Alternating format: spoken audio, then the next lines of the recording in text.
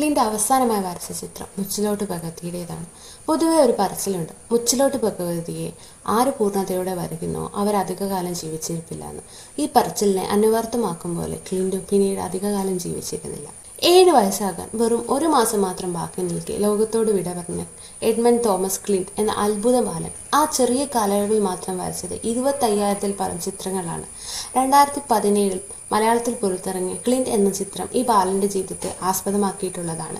Kidney ഫെയിലിയറായിരുന്നു ക്ലിൻ്റിന്റെ മരണകാരണം. മരണത്തിന് ശേഷമാണ് ലോകം ആ അത്ഭുത ബാലനെ ശരിക്കും തിരിച്ചറിഞ്ഞത്. മാതാപിതാക്കൾ തന്നെയായിരുന്നു അവൻ്റെ കഴിവ് ആദ്യം തിരിച്ചറിഞ്ഞത്. വെറും 6 മാസം മാത്രമാകുമ്പോൾ തറയിൽ മാർബിൾ കഷ്ണം കൊണ്ട് വരച്ച ഒരു പെർഫെക്റ്റ് വൃത്തം കണ്ട് അവർ അത്ഭുതപ്പെട്ടു. പ്രകൃതി തന്നെയായിരുന്നു ആ ബാലന്റെ പാഠപുസ്തകം. അവൻ കണ്ടതും കേട്ടതുമായ കാര്യങ്ങൾ അവന്റെ ക്യാൻവാസിൽ പതിഞ്ഞു.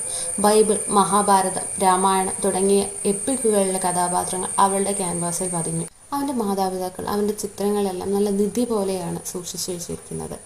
ഇടയ്ക്കിടയ്ക്ക് എക്സിബിഷനുകളും കണ്ടക്ട് ചെയ്യാറുണ്ട്. അത്തരമൊരു എക്സിബിഷനിൽ ക്ലിൻ്റ് വരച്ച മുച്ചിലോട്ട് ഭഗവതിയുടെ ചിത്രം സൂക്ഷ്മതയോടെ നോക്കുന്ന കുറച്ച് ആൾക്കാരെ ശ്രദ്ധിച്ചു.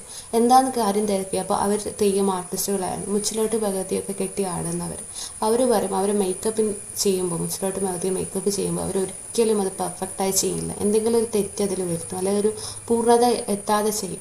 കാരണം മുച്ചിലോട്ട് ഭഗവതിയെ പൂർണ്ണതയോടെ വരയ്ക്കുന്നത് ആരും തന്നെ കൂടുതൽ കാലം ജീവിച്ചിരിക്കില്ല എന്ന് ഒരു വിശ്വാസമുണ്ട്. അതുകൊണ്ടാണ് ചെയ്യുന്നത്. എന്നാൽ ക്ലിൻ്റ് വരച്ച ചിത്രമോ പൂർണ്ണതയുള്ള ഒരു മുച്ചിലോട്ട് ഭഗവതി. ചില പാർട്ടികളൊക്കെ ശരിയാണെന്ന് നമുക്ക് തോന്നിപ്പോകില്ല ചിലത് കേൾക്കുമ്പോൾ.